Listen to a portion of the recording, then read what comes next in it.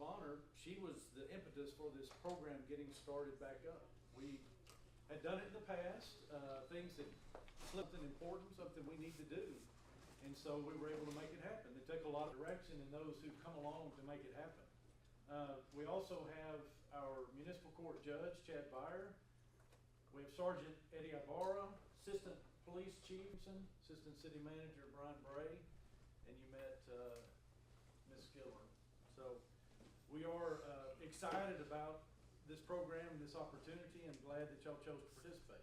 So thank y'all for being here. Is a high-powered attorney here in town, and she's going to be my co-presenter today. We're going to do a little role play with a real case that actually went to court here later in the afternoon. Attorneys here that want to be lawyers would present. So let's just get kind of a show of hands. How many of y'all, every role is very important in teen court. You can't have a trial without each side of the attorney. We'll learn a lot, and that maybe some of you jurors say, you know what, I can be an attorney, I can be a prosecutor, I can be a defense lawyer. And then later on, you might want to take on that role in another trial. Because these are going to be real trials with real juvenile defendants who have decided and opted with judge. Will be assessing the community service hours and then also a number of jury services. So it might be 20 hours. That makes sense. Does that make sense? Okay. So I'm wanting this to be not a lecture per se, although there is some information obviously we have to cover in the packets. But as far as if you'll open up to what we're going to be doing, I strategically put some breaks in there so that we can all stand up and move around and talk to each other and get to know each other, because you're all from different schools. So that's fun. You're meeting people you wouldn't meet before. And so this is the welcome. I also wanted to introduce my assistants and court people. Kara Blair is our juvenile case manager. She is your point person. You probably should find someone to sub in for you, but also let Ms. Blair know.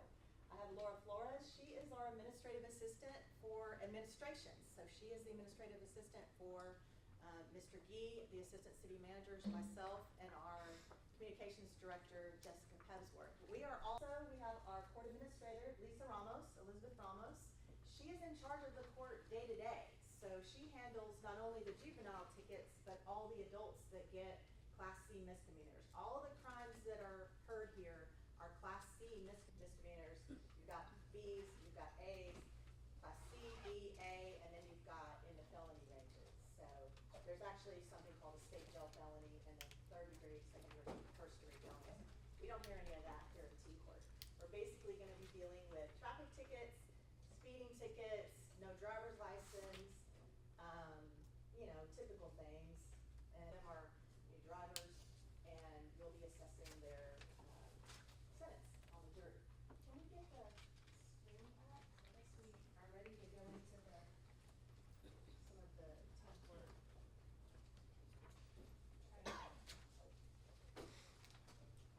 Take notes on your painting. This is yours to keep. You're allowed to write on it. It's yours. You can write in the margins and whatever you would like to do. Yeah. And our dignitaries, some may stay and some have other business things to work on. Ms. Skiller, can we get another agenda? Oh, of course.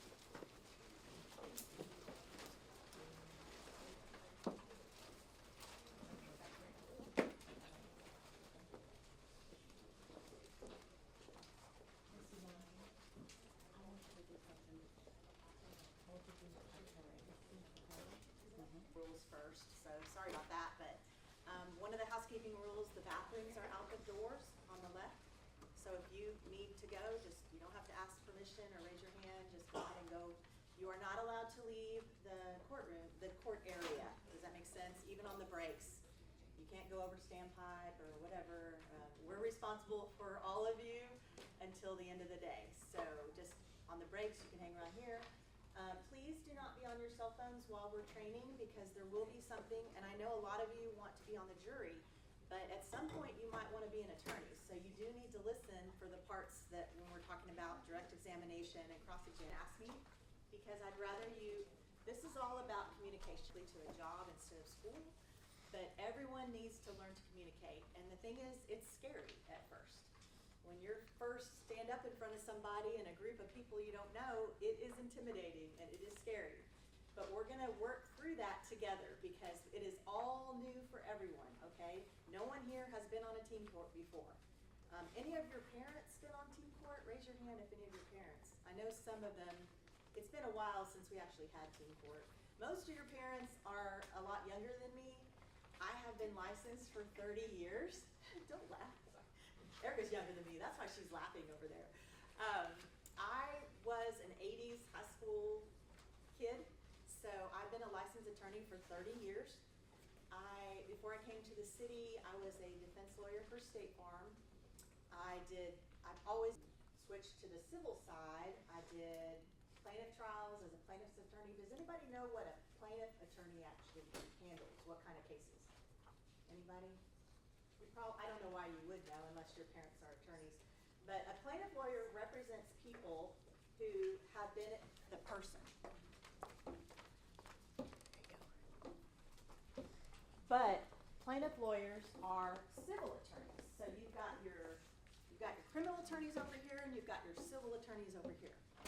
A prosecutor is a criminal attorney. They only handle criminal cases. A plaintiff's lawyer handles cases for an individual person that was hurt, like in a car. If you're interested in law enforcement, these officers here are here to guide you and mentor you in that respect. They're all very experienced in their professions. So anyway, that's just a little bit about me. It's not about me, but I wanted to let you know about some of my experience so that you know that you're in good hands as far as learning how to be lawyers and how to communicate better and how to be jurors and bailiffs. Anybody else need an agenda or not have one in their packet? Okay. Great. All right. I worked for a judge in South Texas for Hidalgo County for a net here. And we're going to dive right into these housekeeping matters. Just stay with me. And you know, I realize rules are not fun sometimes, but everybody has rules. I have rules. I have to be at work at 8 a.m. for the most part. If I'm not there, Laura's texting me, Chrissy, where are you? Is something wrong? Because I have to be there at 8 a.m. Unless I text Laura and tell her I'm going to be late so she can tell my boss. But everybody, we were there about 3 hours waiting for our case to be called. But finally, this guy's case was called, and he goes up there, and he was like in his 40s, and he did not have a tie and a jacket on.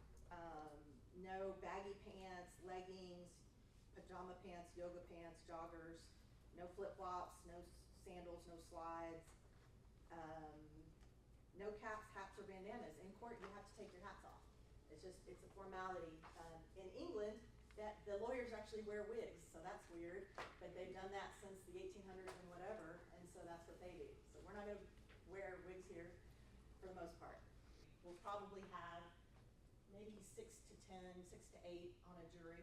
We do have 2 cases already set for October 23rd. 2 teams have decided, yes, they want their cases heard in team court. So we will have real court on the 23rd of October. You guys come at 5, we're going to have dinner for you, and probably some sandwiches or something. And then the team lawyers that are representing the defendant will meet with their client at 5:30, and then we'll start the team docket at 6. So that's how we're going to run the team court docket. If you come of each trial goes the same way every time. Both attorneys, the prosecutor does an opening statement, the defense lawyer does an opening statement. The prosecutor calls the officer to the stand as a witness and questions them. The defense lawyer asks questions of the officer. Then they pass that witness. Then they move on to any other witnesses. Then when they both close, they do a closing argument for the jury, and then the jury goes back into the jury room back here and deliberates. And then they come back whenever with their verdict of community service hours or a number of jury services. So the format is the same for every trial. And once you see it, honestly, once you guys see it one time or do it one time, it'll be a piece of cake, I promise. It will get easier as you talk in front of people and get used to that. Because it does take some getting used to. Because we are all new to this. So you can't criticize somebody else because you think they don't talk it very well. Some of you will be better at it than others out of the gate because some of you have been in criminal justice classes. And some of you have already done some mock trial or know something about it or in a debate or just other things where you have to be up in front of people. then there's gonna be people that are better than others. But the goal is for all of us to get better at it, okay? If you're starting from square one and you're an introvert and you are just like, I don't know why I'm here, you will like it, I promise. You will be on a jury, you will see how it all goes, it will not be intimidating, we will help you through it. So don't worry, there's a place for you here. We are all what I'm gonna call the team court team. Just like the football team, basketball team, volleyball team, this is the team court team. And so you guys, I really want you to get to know each other and have a positive experience, and no harassing conduct. We're gonna all treat each other with respect in a professional, business-like manner. We're gonna follow the team court code of conduct in the past. So, positive environment, attendance. Please notify Kara, Miss Blair. Oh, she's just short. She's a little shorter than me. I didn't see her over there. I'm only saying that because I'm short. You will have her number, and if in court to turn off your cell phones, they can be on silent. That's fine too. Be courteous and respectful. Be alert. I don't know about good posture. We got this material from another team court, so I don't do good posture sometimes, but that's on you. Speak loudly and clearly so everyone can hear you. I'm used to talking in front of crowds, so you're not going to persuade the jury if you're, going like this, right? I mean, you got to make eye contact. You got to be engaging, each other. While the court is in session, the people in the gallery, that's what I'm gonna call the gallery, obviously you're not gonna be talking to each other, you're gonna be paying attention to what's going on in the court. You're gonna always check in with Miss Blair when you get here, so we know who's here for jury, who's here for attorneys, or impaired, and that will happen, I guarantee you. So do not come to court impaired with any substance that is illegal, or, well, if it's prescription, that's fine, but you know what I'm saying. No drugs, no alcohol. Social media specifically, you can say, yay, I love team court, but don't say, oh, this defendant was charged with speeding and we gave him 30 community service hours. Let's just not put that on TikTok or anywhere, Instagram. Like I said, it's confidential. So we want to be positive, and you can definitely put something about your positive experience. Hey, I'm going to be a team court attorney tonight. That's cool. But just, you guys know, right? I mean, I don't really have to tell you that. All of you are involved in other activities anyways. Good activities at your schools. So I know you know that. No yelling. We already talked about language. We already talked about cell phones. Okay. Or Miss Erica. And Miss Blair. It's a sign business like thing. You put the date. Yeah, you can date. It's the 22nd September. Yes, please. And sign your name. When you're done signing it, will you rip it out and then pass it towards the center row? Sign on this is the 22nd. So Sheree, go. Thank you.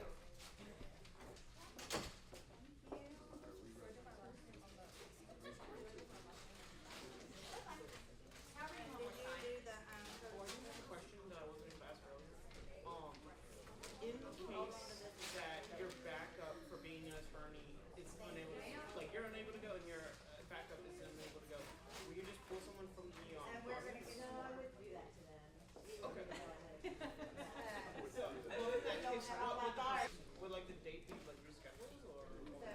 did you get a bag?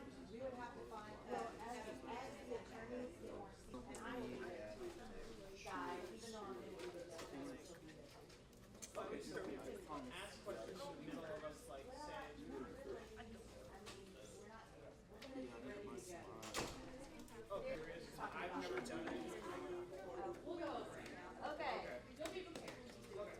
so oath of confidentiality, as we talked about, all information confidential. If everybody would raise their right hand. Say this with me, the second paragraph, you see that? I solemnly swear. I solemnly swear that I will not divulge either by words or actions any information which comes to my knowledge in the course of the City of Lufkin team court case presentation, and that I will keep secret all such proceedings which may be held in my presence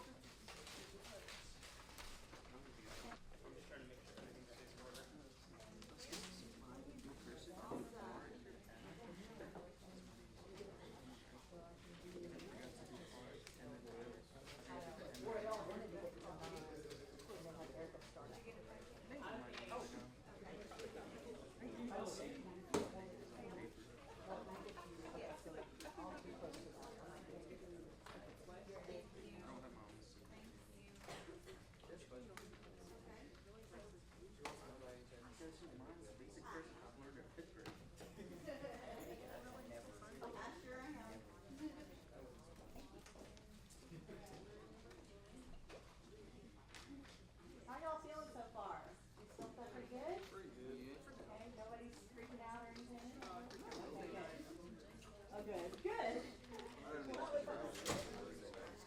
nobody has. Days, the ticket is dismissed off their record. So that's the advantage. They don't get a big fine. You know how sometimes you've heard of your friends that have gotten tickets and their parents just pay a fine and that's it? Well, these kids actually have to work. It helps their parents, it helps them take accountability for their ticket, and it gets dismissed off the record, which means your parents' insurance is not gonna go up because of your ticket, and when you get your own insurance at 18, your insurance is not gonna go up because you had a ticket. So that's the advantage of teen court for the juvenile defendants.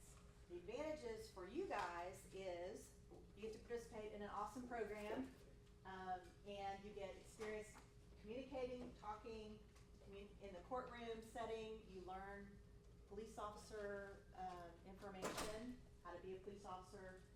We're gonna have them talk a little bit later.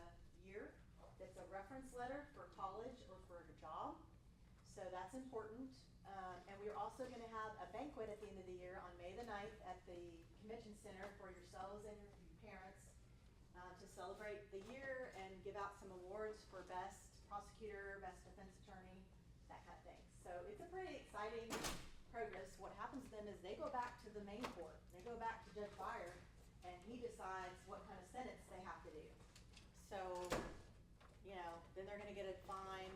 I mean, 3 tickets, say you're stopped, you have no driver's license, you have no insurance, and you were speeding. That's 3 charges. That's probably a $900 fine.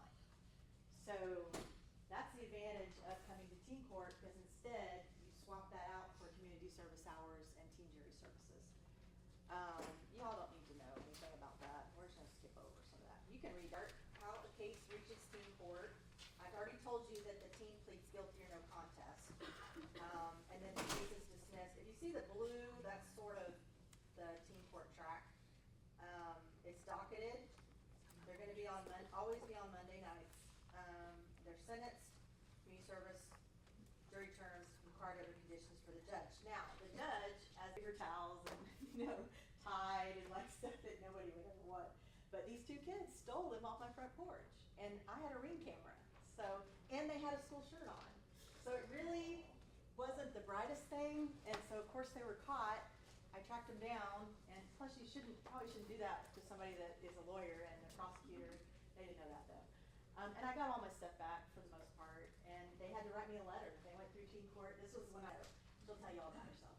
She's awesome. She was the city attorney before I got this job, and also had her own law practice. So she didn't want to be full-time city attorney like me, because she already had her own practice.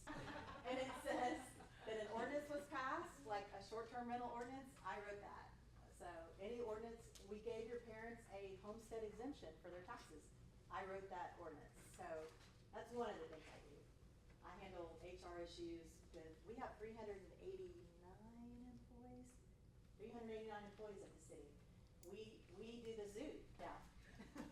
But yeah, the city, other departments the city has, water, sewer, you know, we pump the water in your houses. We have a street department. How many departments do we have, Laura? Like 15? At least 15. I mean, it's a lot. We have fleet. We have a whole bunch of equipment. 29th at 8:30 this month, there will be a clip from LPD that airs on ridiculousness, where, in fact, some of the people involved are sitting right there in this corner. They're stars. They're stars. We saw A it here. deer broke into someone's house and some Trashed it. ridiculousness ensued. Yes. So, It's funny. Y'all need to see that. What's the date, Jessica?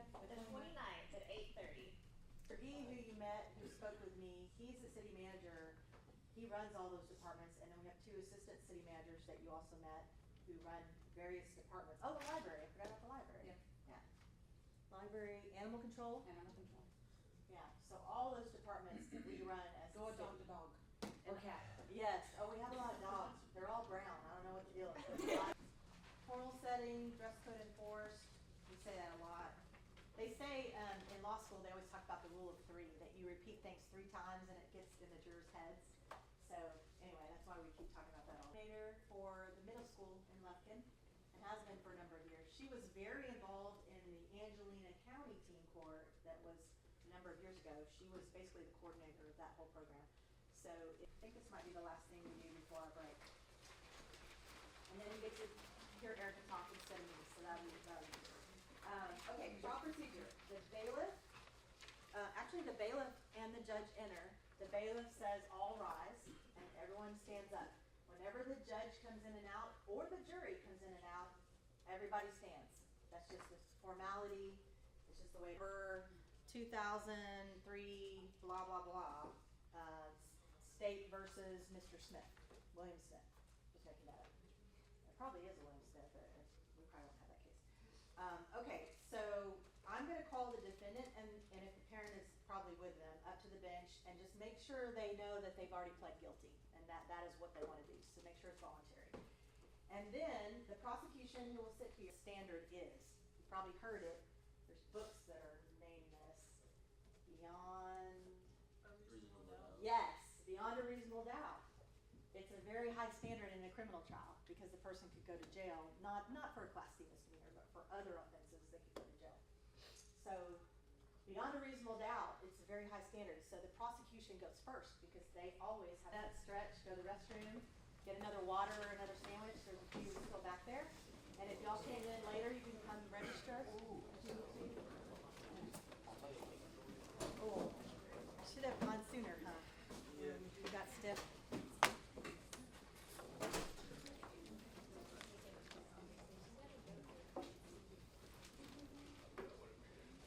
There's some more water. Good morning.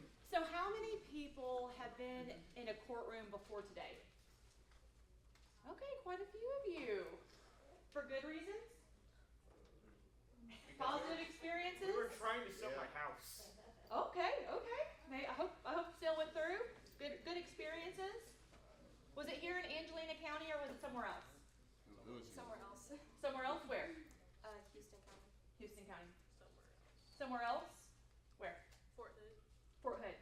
Well, I want to tell you that I grew up in Decatur, Texas, and I was asking what courthouses you had been to or what courtrooms you'd been to. I am now the city attorney for Huntington, Texas, so I do get to prosecute those tickets and ordinance violations down there. A little bit about my court or my litigation experience. Years, and so now I'm a solo practitioner. My office is right around the corner. I don't know, do y'all know what a speakeasy is? It's like a bar that doesn't have any signage, so you have to know a secret code to get in. That's kind of what my law firm's like right now because I don't have any signage. The process of getting a new sign. I've been here for 15 years, that's about as long as my legal career has been. And then my next trivia question is going to be, how long is this case on my docket? 4 years. 4 years. 15? 2. Anybody else? 3. 9. 16. 5. Okay, I've only been practicing for, I have an open case. It is going up on appeal for the 3rd time. And it's only on an attorney's fees issue. So essentially my clients are done-ish. It's one remaining thing, but it was filed before I even got my law license. So I've worked on the case for 15-ish years. Those of you that want to be a bailiff or a juror, because we're going to be talking just about how to be a lawyer right now.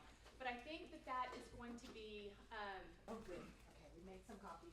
do we have those, the packets of information that have the tickets, like the citation and that We have packet? that. I was gonna pass it out before we do opening, but we can pass it out now. I was going to talk to them about case preparation, and I'm sorry, I meant to ask you that earlier. Before we go into prepping, there were a couple things I did want to talk to you about courtroom. So, when I say bias and prejudice, what do you think about those words? You like one thing more than the other. You like one thing more than the other? You try and get that with that. Yeah, What he said. the same thing. More privy to something. So I think a lot of times we tend to think be prejudiced, right? Well, as a lawyer, I think about those things all the time because we all have inherent biases and prejudices against everything, right? And case in point, when Miss Christie was like, "Woohoo, Dallas Cowboys," you nodded. You were like, "Yeah." I bet that you have a bias towards the Dallas Cowboys, right? Always. Yes. And then they lose in the playoffs. It's Not so every sad. time. Every year we time. think we're gonna go to Super So Bowl. the same thing, I'm the same way with Baylor. Baylor Law School, that's where I went. The best law school have certain feelings with people to pull out their bias and prejudice to benefit my client. That make sense? Okay. So now we're going to talk about case preparation, because you keep that in the back of your mind the whole time. Like, what is a jury going to think about my client while you're prepping? What are these facts? How are they going to perceive this?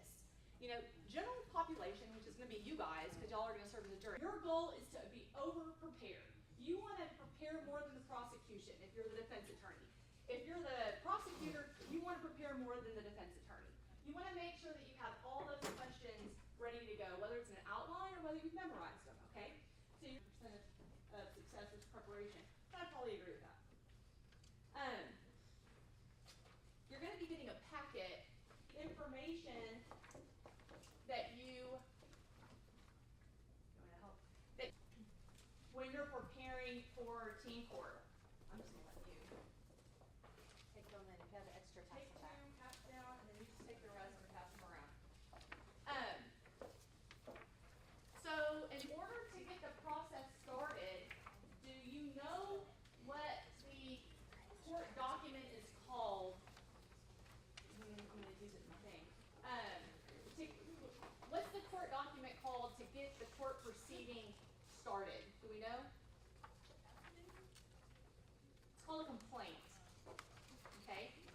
So you're going 55 in a school zone. A few more over here. The legal word for that is citation. So you get the citation, then from there you get the complaint. The first page of your packet is the complaint, and it sets forth what the person did wrong, and then it's attested to usually by the officer.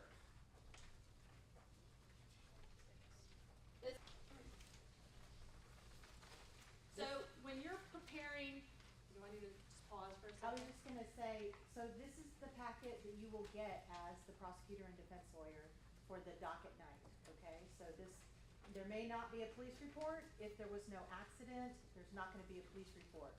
The case that Eric and I are doing today, there was an accident, so that's why there's a police report in there. Someone have a question? Any questions? Okay. So what you'll need to do when you're prepping is you're going to need to go through and just take down all the, it's the same form, okay? Now handy on the very back is a code, because if you notice, there's just a bunch of numbers filled in on the boxes. There's a code on the back. And the codes are always the same, like the accident report is always the same. And so if you've been doing, it sets forth the section numbers and then the number codes underneath it. Does that make sense? So if you're looking at the police report, and let's say we want to know,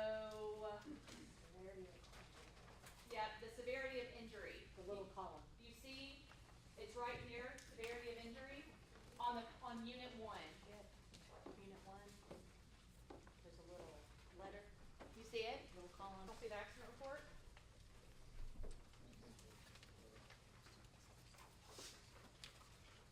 So unit 1, it's that second block down.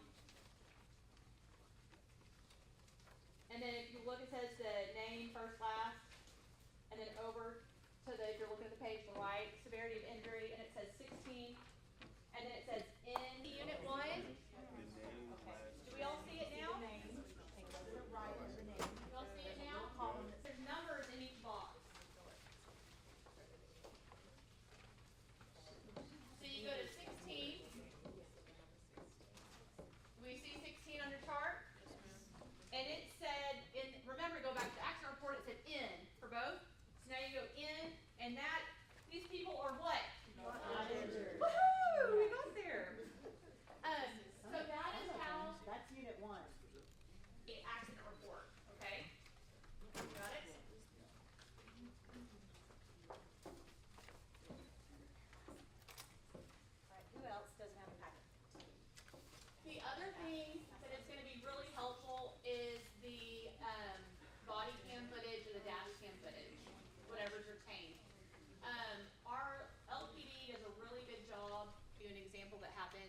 other day in Huntington.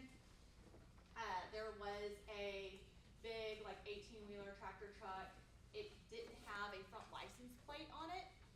And so when the officer went to turn around and look at the front of the tractor, his body cam did not pick up that there was no license plate.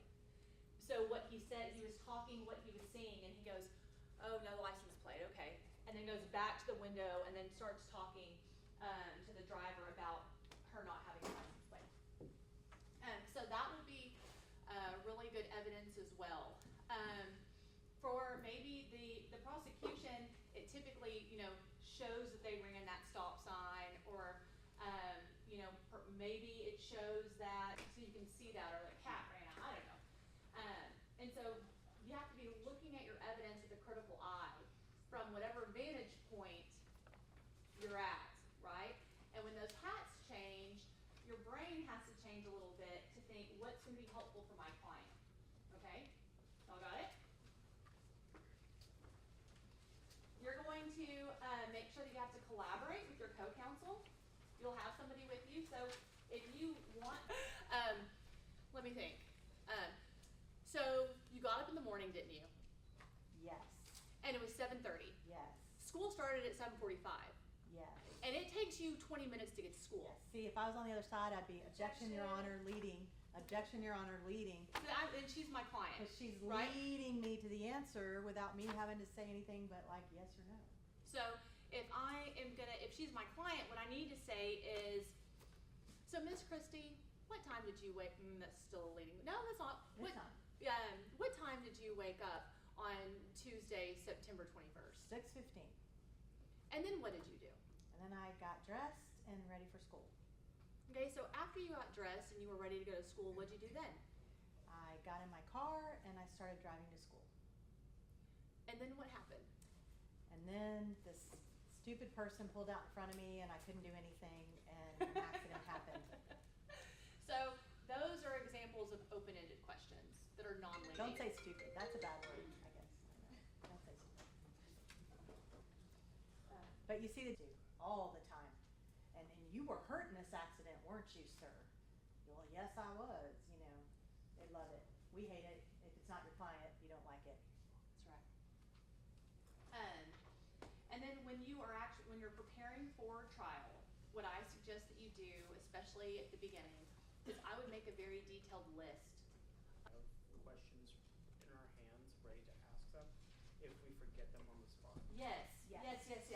Look, I will show you. Page 24 has some sample questions for the police officer.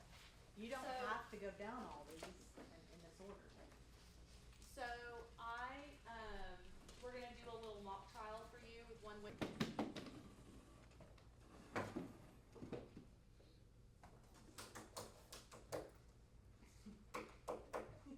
Do I look remorseful? No, not at all. Not at all. Now, so we need, so the way the trial proceeding works is, the bailiff walks in, introduces the judge, all rise, sit down. First they call the case, right? And so that means now case is called, or has prepared an opening statement, would like to give an opening statement. And you will say yes. The opening statement is really important because it sets the tone for the rest of your case, okay? One of the things that I think is very important is weaving a theme throughout your entire trial. The one that I'm going to, does anybody know Paul Harvey? I feel like that's such a generational thing. Does anybody remember Paul Harvey? Yeah, I know. Only the people in the back. So he used to have a radio show, and it was called The Rest of the Story. And so he'd pick a famous person. Your probation and a fine. So.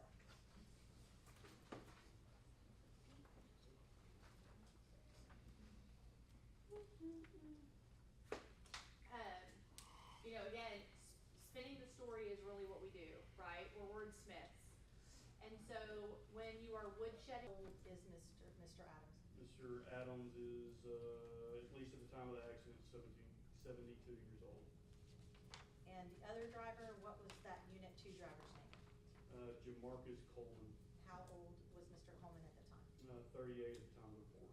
Okay, and, what did, no objection. Corporal, was there a yield sign or a stop sign or anything at the intersection of Everett and Atkinson? There is a stop sign at that intersection, yes ma'am. Is it for the traffic off of Everett or is it off for the traffic off of Atkinson? It's for the traffic on Everett. Okay. And Mr. Adams wasn't off. All right, and so I'd like the jury to look at the complaint and actually look at the charges within the complaint.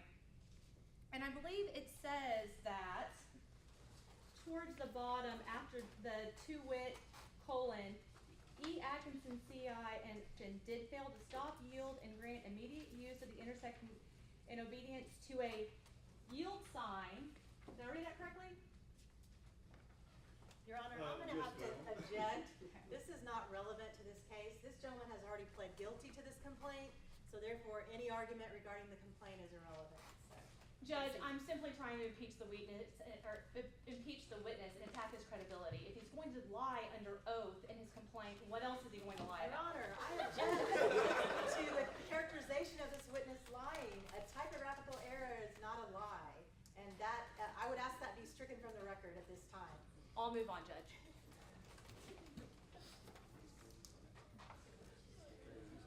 All right, Corporal Davis, you didn't see the wreck, did you? Good.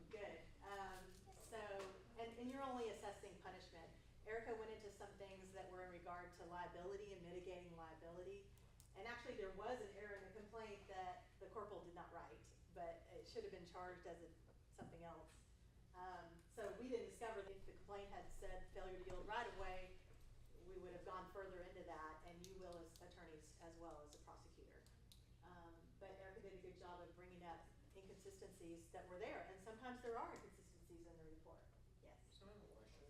In the case that someone in the jury or in the audience like ourselves has a question about the entire proceedings, is it possible for them to ask that question, like stop the proceeding and ask that No. question? Okay. No, but later, and at breaks, for example, when the jury goes out, I will ask if anyone has any questions about that particular case. We can talk about it then when the jury's deliberating.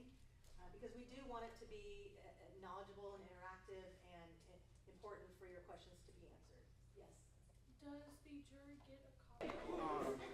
Okay, so Like recommendations we're gonna do it by sides. when thinking of like Y'all wanna do, one of you wanna do Phil Sobriety over here, one of you wanna do. wish you had known before you had done that. Okay, so we'll split it. Really? That's the thing. Okay, The so- fact that you're thinking about it is fantastic. I'm just thinking either Nathan or sorry. So,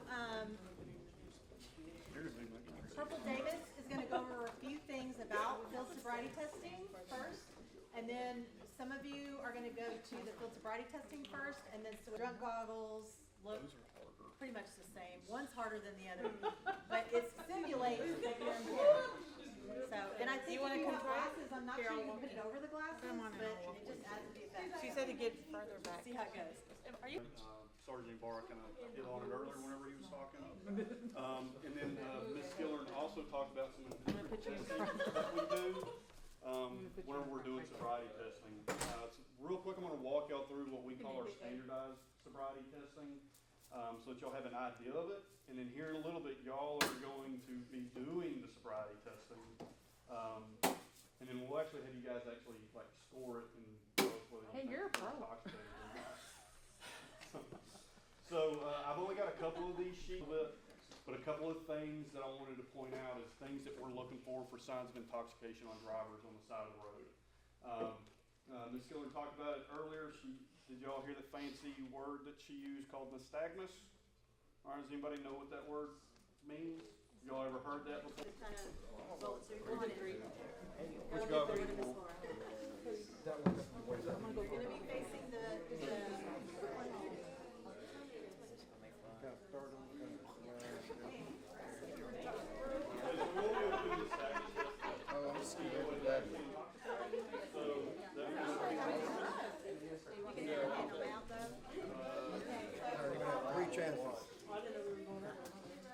Okay, the first one, y'all want to step up? Sure. Come on.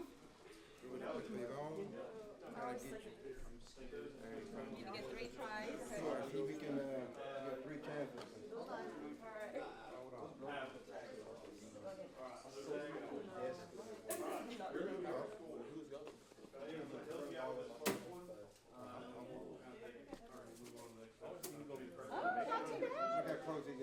You want to take them off? Was it? Kinda off. Looks like way farther away.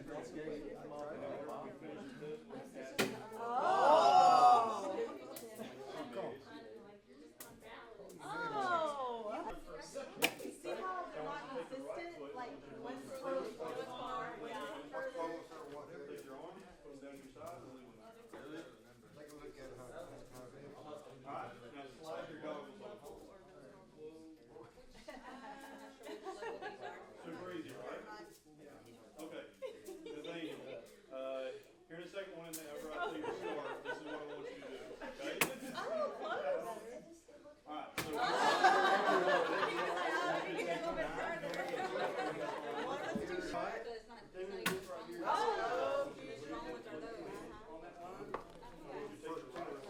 If you're ready, you can begin. Thank you, my colleagues.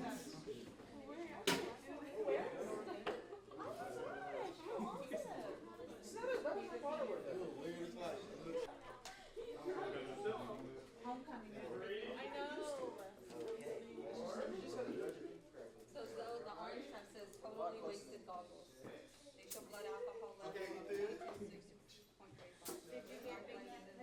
you did it? Okay, nighttime. So nighttime appearance. Here's one too bad, they're all in the same place. Or just snooze, drowsy, or distracted. Simulates fatigue early in the morning after working all night.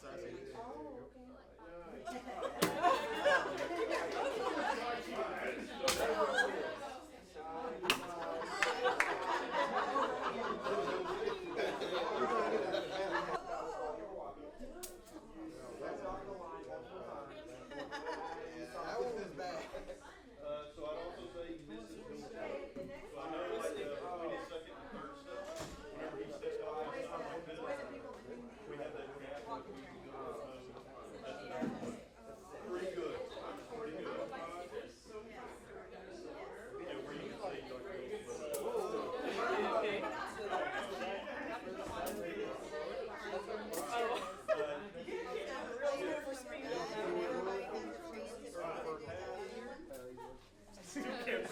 go ahead and put the glasses on.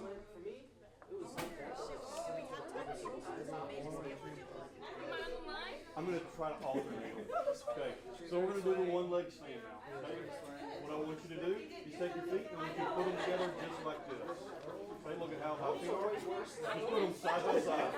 Right here, side by side, just put them together. Okay, now I want you to take your hands and I want you to put them down by your side and I want you to move them out. You understand the instructions? Okay. Here in a second, I want you to do what I tell you to do. I'm going to kind of demonstrate for you, so just watch me and I'll have you do it. Okay?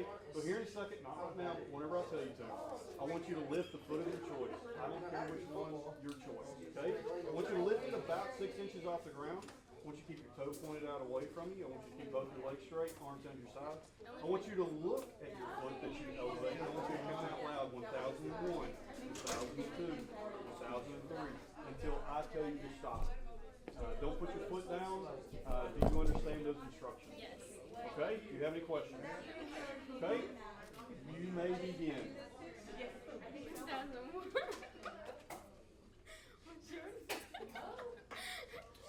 Okay, keep trying, keep trying. I believe in you.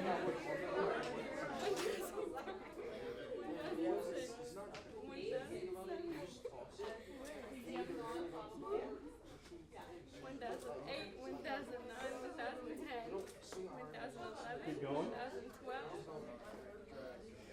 1013, 1014, 1015, 1016, 1017. Okay, you can stop. Alright, Orlando, how'd she do? So it doesn't count against her 10 times, it just counts as one clue, but we're still going to note that. Right? You can finish that. Alright, so yeah, pass the goggles off to somebody else, and let me have somebody else do your scoring. Somebody that hadn't done it yet. Okay? What is your name?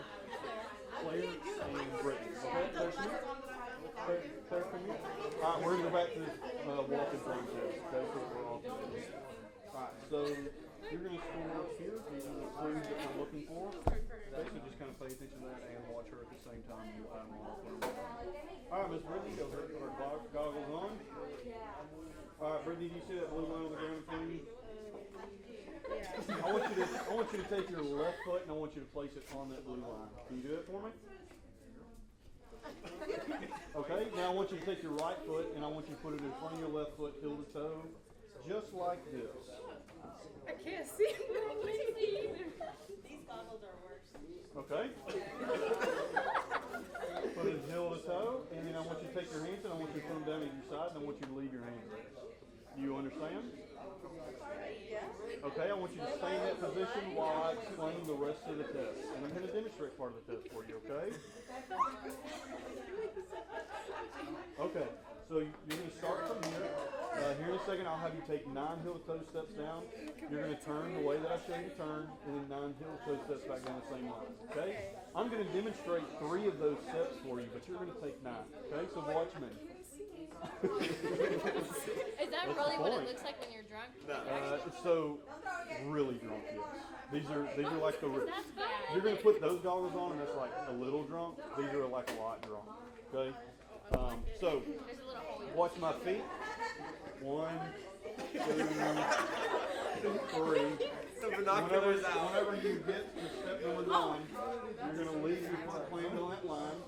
You're going to take a series of small steps in a circle like this.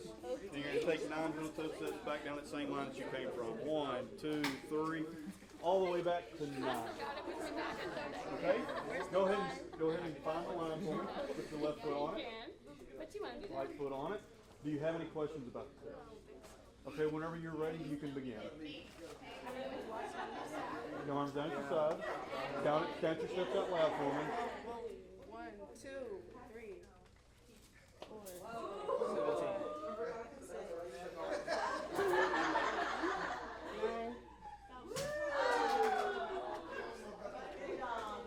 Am I on the line still? Sort of. Just keep going. Keep going. 1,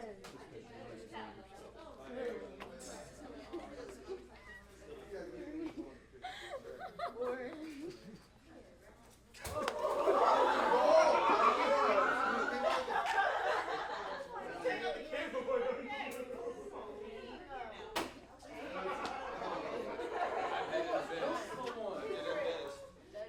Got it?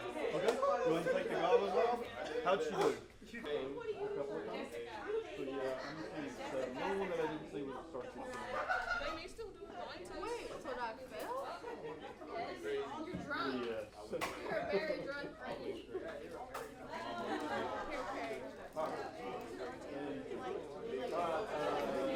Who had been up here? Yeah, I did do something. Okay, and then they're the other group. These people right here, on the other side. I can't see nothing.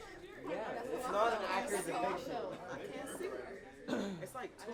It's green. But did I at least get on the line? Did I at least walk on the line? No, you were way on. No, you were like. You were close. You were close. You were wobbling. Yeah, you was like, Stumbling. Hannah, you were doing the exact same. No, I did good. No, you did it. I was like this. Okay, so was I? You still managed to You're like, fail 3 out of 4 tests. I'm fine with that. Well, you might be ready to swap groups. you definitely your luck. We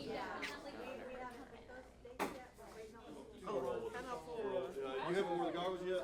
Give me somebody who just hasn't scored yet. Yes, it goes to the spring. Everyone's Brittany. I haven't. You haven't scored yet? No. Come on. Hannah. You don't want to do it? Let's do the one leg stand on landing. Okay? Those are the 4 clues that we're looking for. Keep them where you see them. Yeah, just check the box and we'll have them up when we're done. Alright, Landon. We're gonna do the one leg stand. Okay? What I want you to do, take your feet and I want you to put them together side by side, just how I have mine. Alright? I want you to take your hands, I want you to put them down by your side, and stay in that position right there while I explain the rest of the test. You understand? Yeah. Okay, you got it. All right, here in a minute, whenever I tell you to, you're going to lift the foot of your choice. I don't care which one it is, right or left, foot of your choice. I want you to lift it about 6 inches off the ground, like this, okay? Make sure your legs stay straight, toe pointed away from you, keep your arms out to your side. Then I want you to look at your elevated foot, and I want you to count out loud 1001, 1002, 1003 until I tell you to stop, okay? Put your foot down, keep your hands down at your side, both legs straight, toe pointed away from you. You understand? Let me get my timer out. Alright, you can begin. Don't stop until I tell you to.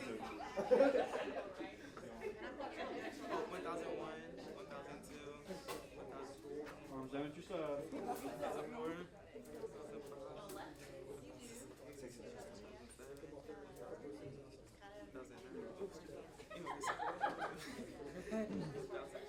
Since the balance is not there.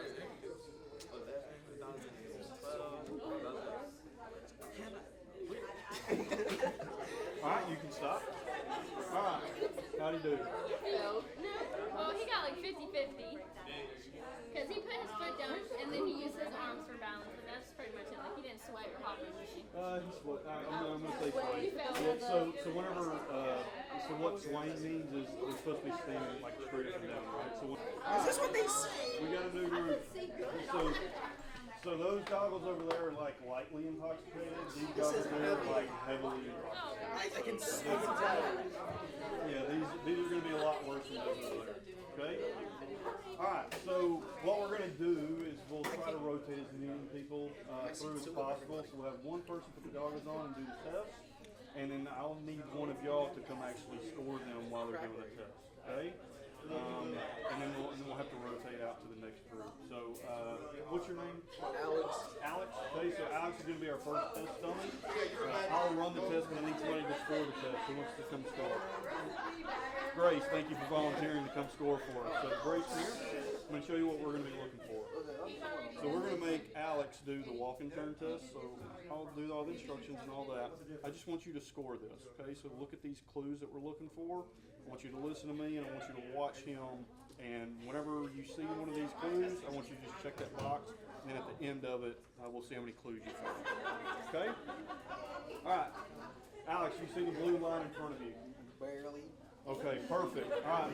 Alex, I want you to take your left foot, and I want you to place it on that blue line. Go ahead and do that now. Okay? Now I want you to take your right foot, place it in front of your left foot, heel to toe, just like this. Okay? Now I want you to do that and keep both your hands down to your side. I can't. My sense of balance is already bad. So right now my body camera is running, and that's making some really good evidence against you for your intoxication, right? So I want you to continue to try to do that. Alright, I'm going to explain the rest of this, and then I'm going to demonstrate 3 of the steps for you, okay? So here in a second, whenever I tell you to, you start the test. What I want you to do is take 9 heel-to-toe steps down this line, turn the way that I'm going to show you how to turn, and then take 9 heel-to-toe steps back where you came from. I'll try. Okay? I'm going to demonstrate 3 of those steps for you, okay? It'll be 1, 2, 3, and pretending that this right here is your 9th step. I want you to leave that main foot planted on that line. With your trailing foot, I want you to take a series of small circular steps, and then take 9 heel-to-toe steps back down that line where you started from. Okay? Make sure you touch heel-to-toe. Once you start the test, don't stop it for any reason. Keep your hands down by your side. Make sure you count your steps out loud. You understand? Yes, sir. Okay, whenever you're ready, you can begin. Can't say. Oh, Mom. I'm about to fall. Oh my God. Is this what it feels like to be intoxicated? Highly intoxicated. That's what it looks like. Oh. Free.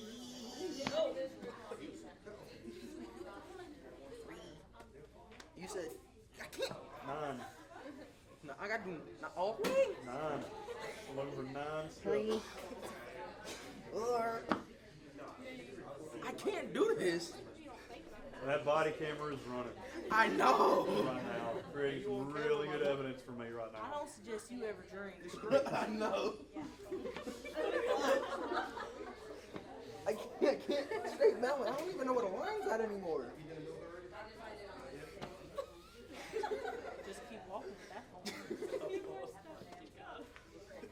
Alright, so there is also a point in which we will just stop the test and cut the test off for safety of this person right here. Most of the time, this right here is on the side of the road, right? So it's not uncommon for us to have traffic coming by. So if we're worried about like him falling out in traffic or something like that, we'll just stop the test and call it quits. So if I had somebody that was like to this extent having that much issue, I would just cut the test off and we're just gonna go to jail right here, right? Like we're not even gonna finish the test, okay? So what clues did we have, Miss Grace? I can't see anything. Mixes heel to toe, uses arms for balance, steps off line, stops while walking. Pretty much pretty everything much- except the wrong number of steps because we didn't even let it, we had to cut it off. So there would obviously be some notations that for the safety of the defendant, we had to conclude the test early. Right? Good. How do you think I feel? Alright, yeah, pass the glasses off to somebody. My next score. Alright, so you're going to be scoring the one leg stand, so these are the 4 clues we're looking for. Just as you see them, check it off, and then we'll go over it when we get back. Alright, Sarah. Alright, what I want you to do is I want you to take your feet, and I want you to put them together just how I have mine. Put them side by side. Alright, take your hands, put them down to your side, and leave them there and stay in that position until I say it. Okay? Feet together. All the way together. There we go, perfect. Stay in that position until I tell you to start the test. You understand? Yes, sir. Alright, here's the second. What I'm going to have you do is lift foot of your choice. I don't care, left, right foot of your choice. Lift it about 6 inches off the ground. Okay? You keep your arms down your side. Both legs are going to be straight, and your toes going to be pointed out away from you. Okay? And then I want you to look at your foot, and I want you to count out loud. 1001, 1002, 1003. Until I tell you to stop. Okay? Once you start the test, don't stop for any reason unless I tell you to. Do you have any questions before you begin? No, sir. Okay. All right. Whenever you're ready, you can begin. 1001, 1002. Look at your foot. There we go. 1001, 1002, 1003, 1004, 1005, 1006, 1007, 2008, 2009, 2010, 2011, 2012, 2013, 2014, 2015, 2016, 2017,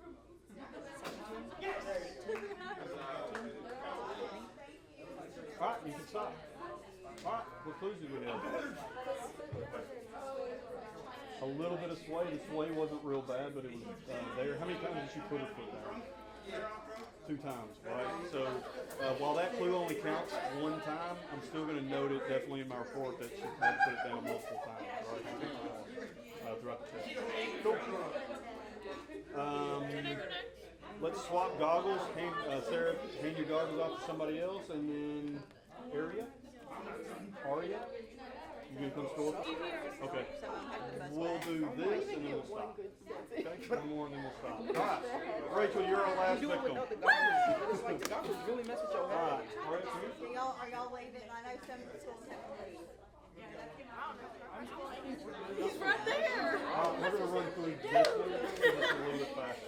Alright, Rachel, go ahead and slide your glasses on. This is gonna be the last one we'll do. We'll do that 1 leg stand again just a little quicker. Alright, Rachel, I want you to take your feet and I want you to put them together. Okay, now I want you to take your hands, put them down your side, and leave them down there. Okay? Okay.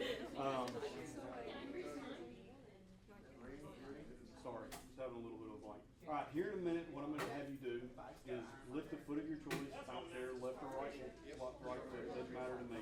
About 6 inches off the ground. Okay, I want you to keep both the legs straight, arms down at your side, toe pointed away from you. I want you to look at that elevated foot and I want you to count out loud. 1001, 1002, 1003, until I tell you to stop. You understand that? Okay. You may begin. 2001, 2002, 2003, 2004, 2005, 2006, 2007, 2008, 2009,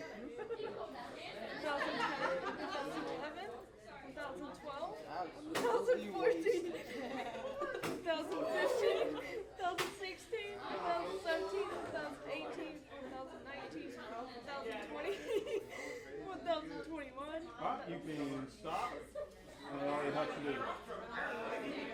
Really mad. So what clues did we have?